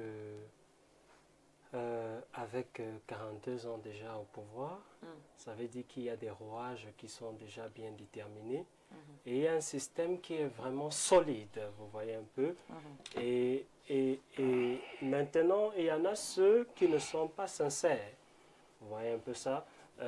Ceux qui ne sont pas sincères ou bien ceux qui ne portent pas réellement le peuple ou l'intérêt camerounais au centre de leur politique. C'est comme ça qu'on retrouve souvent peut-être des affiliations. Parce que certainement, on se dit après 42 ans comme ça, pour certains, certainement, comme le monsieur pouvait dire, j'ai omis le nom, monsieur Bédima pouvait dire, pour eux, certainement, c'est qu'ils ont déjà des méthodes bien définies. Et vous pouviez parler du fait qu'il y a des régions où, en effet, ce n'est que le RDPC qui s'y trouve là-bas. Du coup, pour certains partis politiques qui ne portent pas réellement la valeur patriotique ou l'intérêt humain, comme je pouvais parler de l'écologie, au centre, ils vont chercher des affiliations certainement avec le parti en place. Parce que c'est ça qui peut les arranger, naturellement, il ne faut pas se mentir, c'est ça qui peut les arranger. Mais je crois qu'il y a une opposition quand même qui est prête ce tour-ci et qui veut se lever pour faire aussi des choses. Et voilà pourquoi, comme je l'ai dit avec le PEC, on a essayé de montrer l'exemple et on invite davantage, durant ces 10 jours-ci, nos confrères de certains partis politiques aussi, de voir réellement comment est-ce qu'ils peuvent s'unir, comment nous pouvons nous unir pour pouvoir tenir face. Parce que là où le PEC ne peut pas se trouver, il se peut que le PUR peut se trouver là-bas. Là où le PUR ne peut pas se trouver, il se peut qu'un autre parti puisse se trouver là-bas. Et je crois que c'est ensemble qu'on sera plus fort pour tenir tête. Parce qu'un régime de 42 ans, ça ne se défait pas en 2 jours, il faut se dire la vérité. Un régime de 42 ans, il faut être honnête. J'aime être honnête, ça ne peut pas se défaire en 2 jours. Donc il faut également des stratégies de l'opposition et des coalitions sont importantes afin que là où l'autre est faible, l'autre qui est fort puisse réellement s'associer. Et donc pour moi, avec le deuxième sujet que vous abordez, pour moi, c'est juste une stratégie de consolidation du pouvoir en place. Vous Merci, c'est bien noté. Patrick Biébé, alors comment expliquer, comment traduire cette dislocation? La dislocation de l'Alliance du Grand Nord, du Grand Nord, en réalité, c'est parce que je vais commencer par la chute de mon co-discutant pour expliquer que en réalité, c'est juste une consolidation du parti au pouvoir. C'est-à-dire que nous savons que depuis les années 90, avec Daïkoli Daïsala lui-même, c'était une force, son parti était une force assez importante dans le Grand Nord. Mais depuis qu'il n'est plus là, on voit que son parti peine, n'est-ce pas, dans le Grand Nord, son parti peine. Et en réalité, c'est une manœuvre également pour son parti de survivre dans le landerneau politique. Parce que s'ils ne rejoignent pas le RDPC, vous voyez qu'en réalité, ils ne peuvent plus convaincre les citoyens dans le Grand Nord. Et parce qu'ils ne peuvent plus convaincre, ils sont donc obligés de s'allier au RDPC. C'est tout comme vous allez peut-être prendre le cas de mon cher aîné Aminou, qui est derrière le RDPC, parce que pour lui, c'est que sans le RDPC, son parti ne peut en même temps pas convaincre les Camerounais de ce qu'il a une meilleure offre politique que le RDPC. Je vais également ici dire que ces différentes coalitions font partie du jeu électoral. Ça fait partie du jeu électoral, tout comme M. No a parlé de coalition de l'opposition, que ce n'était pas une panacée pour prétendre gagner l'élection présidentielle. Donc ça fait partie du jeu électoral. Chacun est libre de rejoindre le bord qui sied le mieux à ses intérêts. Maintenant, nous pensons en réalité que le seul intérêt qui doit prévaloir, c'est l'intérêt du peuple camerounais. Que cet intérêt-là nous oblige, nous, à ne pas rejoindre le RDPC. C'est en réalité le discours que tout homme politique lucide devrait tenir pour que les Camerounais sachent que le bord politique du RDPC n'est pas celui qui peut nous permettre de sortir du fameux tunnel dans lequel on nous a mis et qu'on nous a promis que nous devions sortir un jour ou l'autre. Mais nous pensons également que les différentes coalitions, parce qu'il est important, comme le relevait le communicant du PEC, que les partis d'opposition s'unissent, même si cela n'est pas de manière officielle, mais que nous sachions que, étant donné que nous n'avons peut-être pas de représentation dans les 360 communes du Cameroun, dans l'ensemble du triangle national, que où le PEC est peut-être défaillant, que Jouvence puisse tenir la dragée haute au PEC et puis essayer d'amener justement les citoyens à voter contre le RDPC. Mais je voudrais aussi dire que les Camerounais aussi ne sont plus aussi dupes qu'il y a de cela 30 ans ou voire un peu plus. Les Camerounais ne sont plus dupes. La vérité, c'est que les projets politiques, les offres politiques que nous allons donner au peuple camerounais vont permettre que ces derniers se fassent leur propre opinion de ce qui est vrai ou de ce qui n'est pas vrai. Parce que venir ici sur le plateau dire que le RDPC est le parti qui peut le mieux représenter les intérêts du peuple camerounais et qu'il n'y a qu'un seul homme, un seul homme.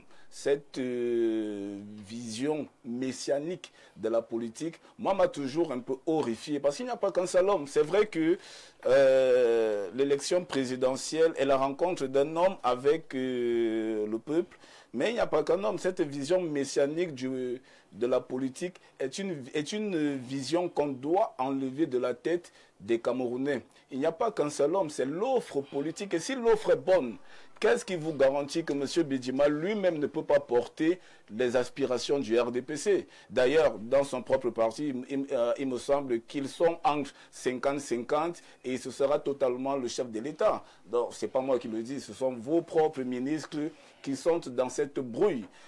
En réalité, les offres politiques vont permettre que les Camerounais se fassent une opinion et le travail sur le terrain.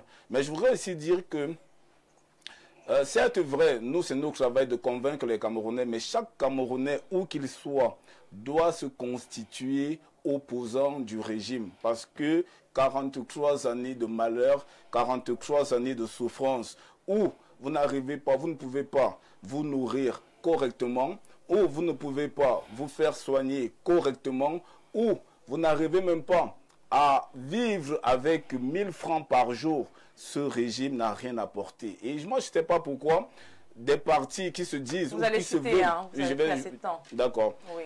Des partis qui se veulent un peu sérieux, qu'ils rejoignent le RDPC, c'est incongru, honnêtement, à moins que ce soit des alliances justes pour des intérêts personnels, pour maintenir un petit strapontin, parce que le régime a cette facilité de distribuer quelques strapontins à ceux qui lui sont fidèles. D'accord, voilà, merci beaucoup. Monsieur Bidjima Lucien, hein, vous avez semblé impatient de prendre la parole concernant cette thématique. On a donc justement l'Alliance nationale pour la démocratie et le progrès, et on a d'autre part le mouvement pour la défense de la République. Nous sommes à l'élection présidentielle et on a le RDPC. Et il est toujours très hasardeux, hein, ça je le répète à mon petit frère, de mépriser les électeurs. Parce que l'élection... Comment ça mépriser les électeurs? Quand vous dites par exemple qu'un parti politique qui se met à soutenir le RDPC, c'est comme si c'était l'enfer. Ce que vous oubliez, c'est que M. Aminou, dont vous critiquez aujourd'hui, qui est libre dans un système démocratique de choisir tel ou tel, a le même bulletin de vote que vous, qui vous croyez totalement tout changer au Cameroun. M. Aminou, M. Bidima et Mme Viviane, ils ont le même bulletin de vote. Donc, à l'élection présidentielle, chaque bulletin de vote compte. Ne venez pas nous dire aujourd'hui que l'ANDP et le MDR sont des épiphénomènes. Mais non, ils ont des militants. D'une manière ou d'une autre, ici, ce ne sont pas les élus qui comptent. C'est la population, les militants qui sont derrière soi. Il faut pouvoir les rassembler, les mettre ensemble pour voter votre candidat. Et moi, je crois que ce n'est pas un problème d'estrampotant, comme disent. C'est de mépriser une fois de plus. Alors, si aujourd'hui l'OPEC, je crois que c'est ça, s'allie avec l'Opus, moi je ne peux pas les appeler que c'est une alliance inutile. C'est une alliance démocratique. C'est des gens qui ont peut-être une offre, ils vont nous faire leur offre. Mais à moi aujourd'hui de chercher à convaincre le représentant du PEC que non. L'alliance, là où vous êtes en train de partir, ce n'est forcément pas la solution. Parce que, Viviane, éparpiller les votes comme je suis en train de voir vers l'opposition, ça ne peut même pas présager, ça n'a rien à voir avec un problème de truquer les votes, ça ne peut pas présager.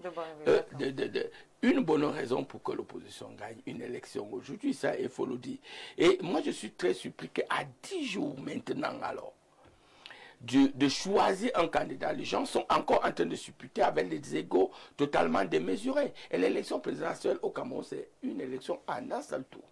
Ça veut dire que même si j'ai le RDPC, disons, à 38%, et que vous avez même 37,40%, le RDPC passe.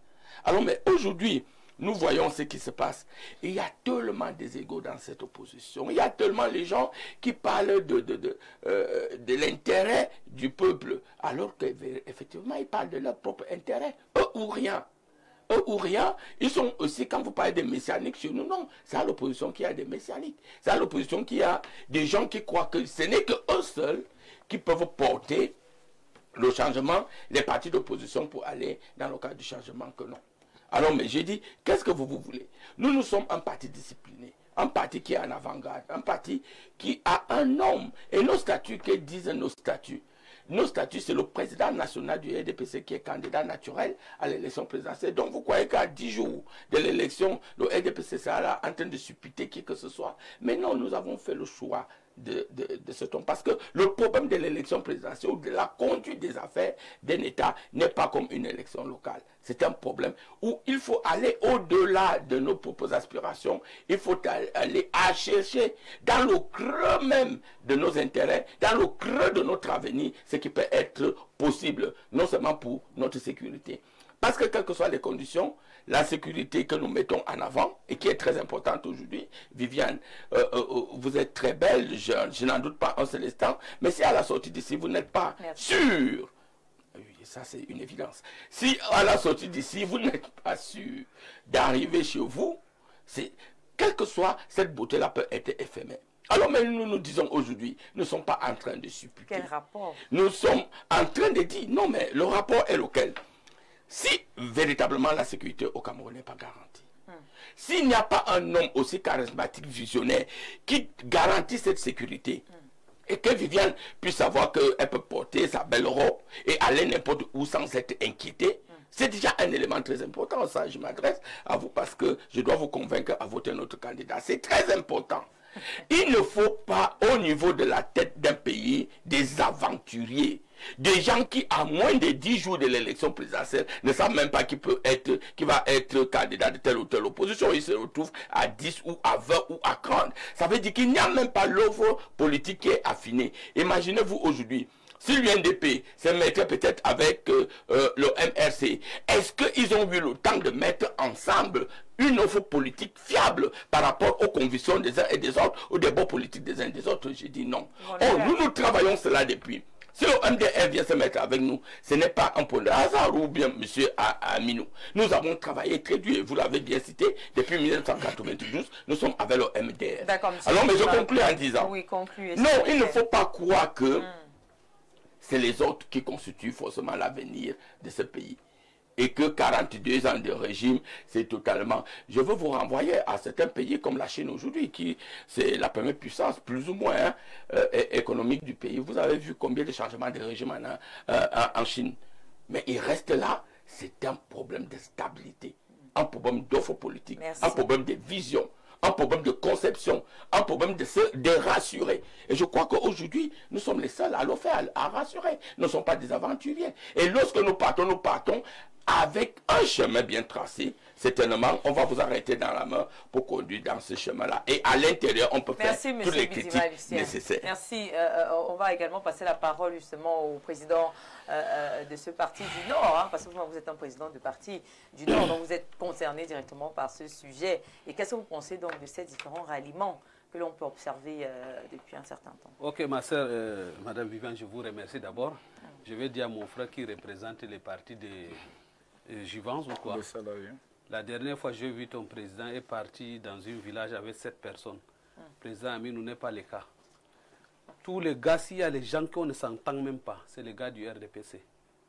On ne s'entend même pas, surtout mes frères du Nord là. Et hier, le très honorable M. Kavaye Djibril, qui est président régional du RDPC, m'a invité. Je suis parti avec 7 partis politiques, 7 légalisés chez lui. Et tout le monde a vu. J'ai été porte-parole et j'ai refusé de parler côté politique parce qu'il y a mon père qui m'a formé dans le milieu politique, monsieur le ministre Amadou Moussafa de l'ANDP. Je l'ai dit, moi je ne parlais pas au nom de politique, comme mon père était là. Je parle au nom de Confédération des analphabètes du Cameroun. Moi j'ai apporté le projet dans ce pays-là pour le projet Société de développement des milliards. S'il y a un ministre qui m'a appelé du RDPC, il m'a donné le marché ou il m'a donné l'argent qu'il appelle, il dit qu'il m'a donné. Président Aminou, moi je suis international. Je suis camerounais, je suis nordiste 100%. Mon problème c'est le développement. C'est pour cela que vous avez vu ANPC porter le projet progressiste. Et je ne suis pas, quand vous avez vu, à chaque état quand je suis là, je ne parle pas du RDPC, je parle du président de la République. Moi je soutiens le président de la République, M. Paul Biya, c'est lui qui est président national du RDPC, qui est président de la République. Moi, j'ai décidé de lui soutenir en tant que président de la République.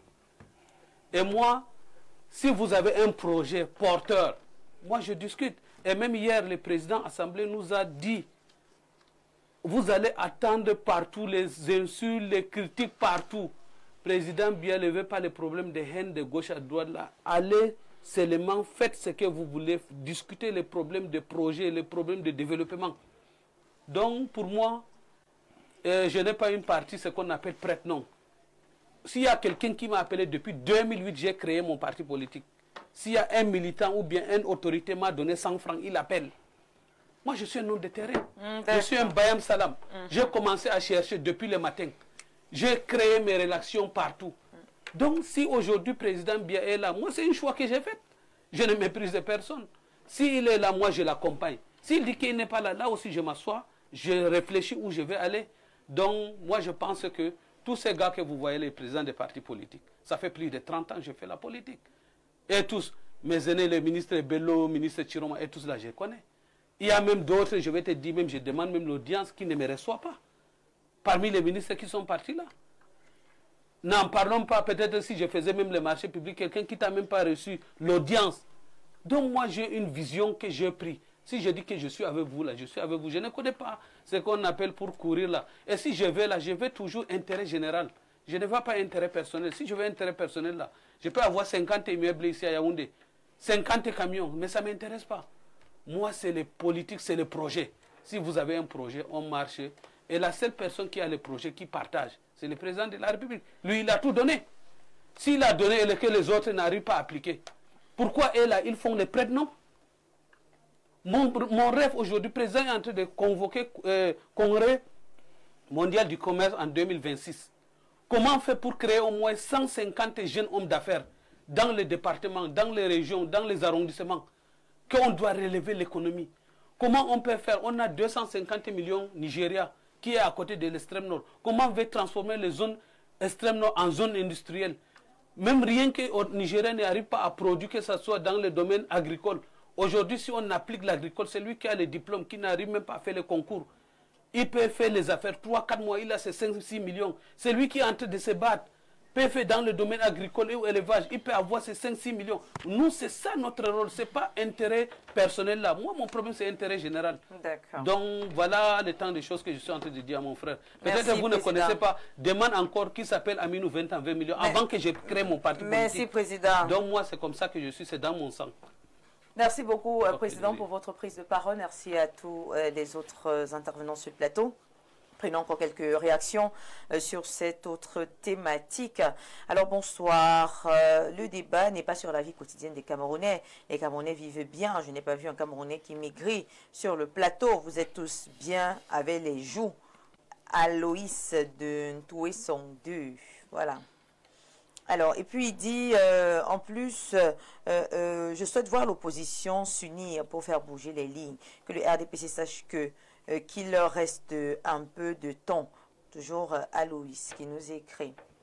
Bonsoir, madame. Permettez-moi de saluer la qualité de ce débat. Je m'adresse avec tout le respect dû à son rang aux représentants du RDPC. Il est temps de reconnaître l'évidence après plus de 43 années de gouvernance marquée par de nombreuses promesses non tenues et une gestion dont les résultats sont largement contestés. Que pourrait encore proposer votre parti pour convaincre nos compatriotes avec humilité et le sens de la vérité? Il faut avoir le courage de dire à notre vénérable patriarche qu'il mérite désormais le repos qu'il a lui-même évoqué. À 92 ans, il est déjà inhumain, voire irresponsable, de continuer à le contraindre à porter seul le poids d'une nation. Et donc, elle termine en disant « Le temps est venu de passer la main à une nouvelle génération. Je vous parle en toute sincérité en tant que fils de ce pays depuis Garoua. » Simon l'a dit. Bonsoir, Madame. M. Lucien Bidima parle des détails du rapprochement UNDP et MRC. Qu'en est-il? Autre message, le RDPC est en fort, comme certains le prétendent. Pourquoi ont-ils peur des élections libres et transparentes? Cessons avec les manipulations. Si on ne peut pas nous afficher la liste à Elecam, ce n'est pas la population qui vont maîtriser. D'accord, prenons quelques réactions également de ce côté. Bonsoir, M. Ngang Emmanuel Ngodi Bakoko. J'ai une question à poser au monsieur qui représente le PEC, donc le Parti écologique du Cameroun, après l'élection 2018. Pourquoi certains partis d'opposition attendent la dernière minute pour faire des coalitions? Je pense que pour le moment, l'opposition doit se mettre au travail et être sérieux envers eux-mêmes. Une question adressée à vous, monsieur. En effet, je crois que c'est ce que l'opposition est en train de faire, de chercher des ententes. Et parce que c'est la base. Donc, à 10 jours à 10 jours, ça n'empêche pas, parce que chaque parti politique a d'abord déjà son projet. Ça veut dire que si ce parti a son projet, les deux connaissent déjà leur vision.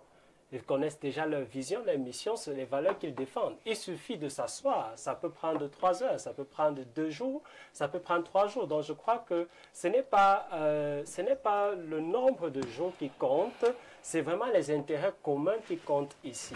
Et si ce sont les intérêts communs, naturellement, parce que nous sommes présidents, disons, si c'est entre présidents que nous parlons. Vous avez trouvé votre alliance déjà?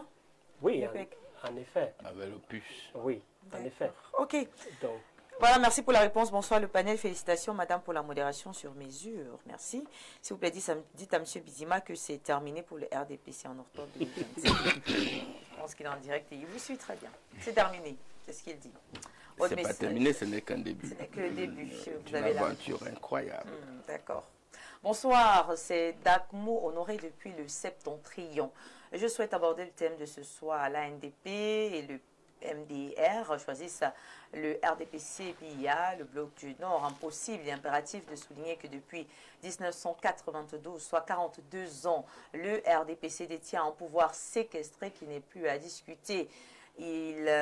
Voilà pour la suite du message. Il est inacceptable que nous ayons un chef d'État qui approche les 100 ans, alimentant l'idée que la jeunesse n'est pas capable de s'assumer. Cela soulève des questions sur la légitimité des dirigeants âgés de plus de 70 ans à occuper des postes stratégiques. Les discours qui circulent sur ce plateau sont une véritable insulte à l'intelligence de notre jeunesse. Aujourd'hui, nous ne sommes plus intéressés par des combats d'intérêt individuels. La politique du ventre n'a plus sa place dans notre société. Il est temps d'offrir aux jeunes générations l'opportunité de s'exprimer et de prendre des responsabilités. Merci. Bonsoir Madame, la réalité est simple. Pour une élection présidentielle réellement démocratique, il faut deux tours. Une élection à un tour est une tactique de fraude électorale. De même, il faut l'admettre, il n'y a aucun parti d'opposition au Cameroun. Tous sont dans des jeux malsains pour se faire de l'argent. Mais il faut aussi que le président Biya passe la main. Il veut rester jusqu'à 100 ans comment, qu'il donne même au Premier ministre John Gouté. C'est Zoua Martin depuis Kaïlé. Bonsoir, autre message à vous. Le problème est le laxisme de l'actuel président, ce qui entraîne aussi la malgouvernance et le foutoir qu'on vit. Voilà. Autre message, Monsieur Bidima. Monsieur Bidima, en 7 ans, on a vu votre champion combien de fois? On espère que nous verrons le candidat du RDPC sur le terrain et dans les débats. De plus, on ne veut pas la publicité mensongère. On vous présente des photos et voilà. Oh là là, on va pas aller loin comme ça. Hein. Voilà. Restons polis. Chers téléspectateurs, bonsoir madame. Très belle émission. J'attire l'attention de tous les Camerounais sur la Libye. C'est comme ça que les Occidentaux ont manipulé le peuple libyen pour se retourner contre Kadhafi et le tuer en disant qu'il veut le changement. Aujourd'hui, tout le monde voit la Libye.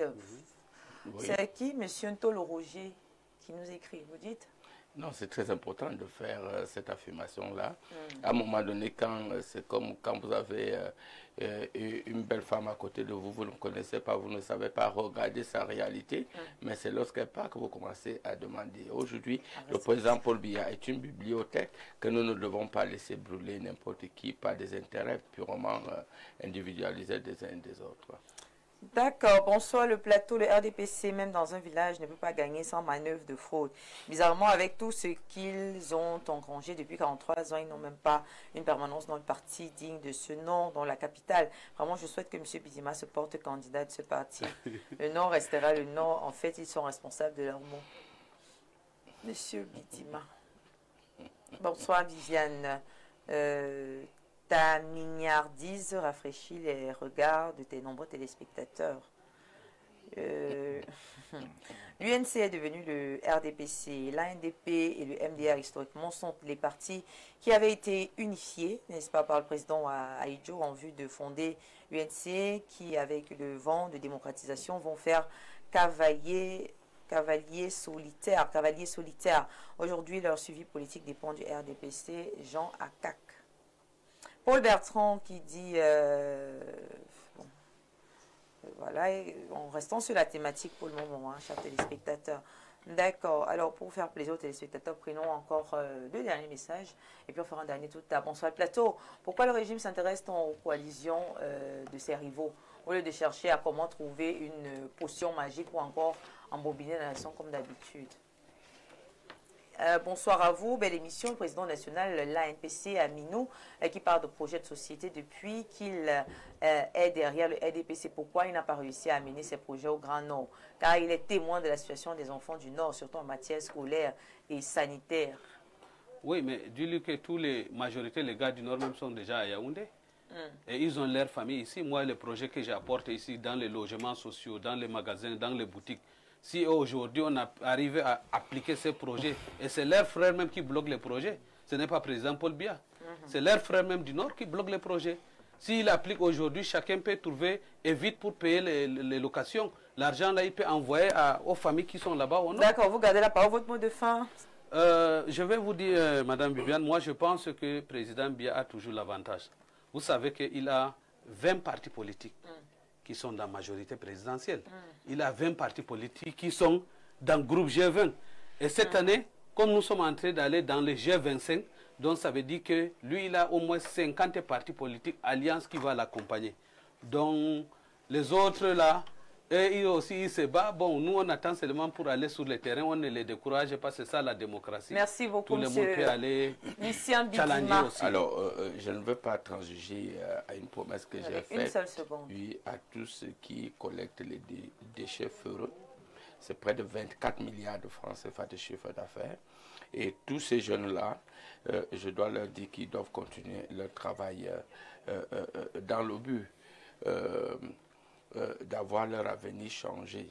Alors je vais dire, et ça c'est mon mot de fin, c'est que en fait, la tricherie, il n'y a pas de tricherie. la vérité est là.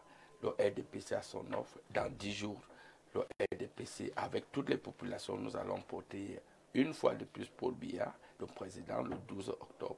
Merci beaucoup. Arsène Ganguin, on vous passe la parole. Oui, merci. Il nous reste une seule minute. Donc oui, merci. Donc pour moi, c'est juste de dire à mes confrères, aux citoyens, qui sont déjà inscrits, d'aller vraiment voter parce que c'est le vote compte. Le vote de tout le monde est important. Donc c'est surtout d'aller défendre cette opposition qui se lève en cette élection 2025. Merci beaucoup. On passe la parole justement à M. Biyebe. Patrick? Oui, en fait, ce qu'il faut simplement dire, c'est que le peuple camerounais, je sais qu'il est un peuple intelligent, prendra, je suis certain, le moment venu, ses responsabilités. Et la responsabilité première est de nous amener vers l'alternance. L'alternance, c'est remplacer M. Biya, dont on a fait de lui le Messie, qui changera, qui maintiendra le pays dans cette espèce de chaos. En réalité, madame, je termine parce que le temps nous est... c'est terminé, il est d'accord, je termine. La vérité, c'est que le peuple, le 12 octobre prochain, allait massivement voter et amenons le Cameroun vers le destin qui est le sien, celui de la grandeur. Merci beaucoup, on termine avec vous. Oui, c'est vrai que nous sommes déjà dans les jours électoraux, mais il faut se projeter au-delà, après 2025. Il faut que les acteurs, les leaders d'opinion et les acteurs de la société civile et même les leaders des partis politiques fassent une éducation à la citoyenneté par rapport aux électeurs. Parce que, voyez-vous, nous faisions des projections tout à l'heure, nous atteignons peut-être 30 millions de citoyens, mais voir que nous sommes à 8 millions d'inscrits sur les listes électorales, je crois que les Camerounais ne prennent pas à juste valeur la mesure ou alors le pouvoir qu'ils ont par rapport à la carte d'électeur. Voilà, merci beaucoup à tous nos invités de nous avoir consacré leur temps. Merci pour la richesse et la pertinence des échanges de ce soir. Mesdames et messieurs, c'est ce qui s'achève cette émission de Le Grand Soir pour le compte de ce vendredi 11 juillet 2025. J'ai envie de dire que cette émission nous a rappelé qu'un pays, mesdames et messieurs, son données fixes véritable est un pays aveugle, mais également une démocratie sans alternance pourrait être une porte sans issue. Mesdames et messieurs, restez en compagnie de nos programmes sur la télévision de proximité et du Vivre Ensemble. Nous donnons rendez-vous vendredi prochain pour une autre édition. Bonne soirée à tous. Nous sommes du côté de Chopin de Denis. Aujourd'hui encore, on parle des problèmes qui concernent les hommes liés à la sexualité. Les messieurs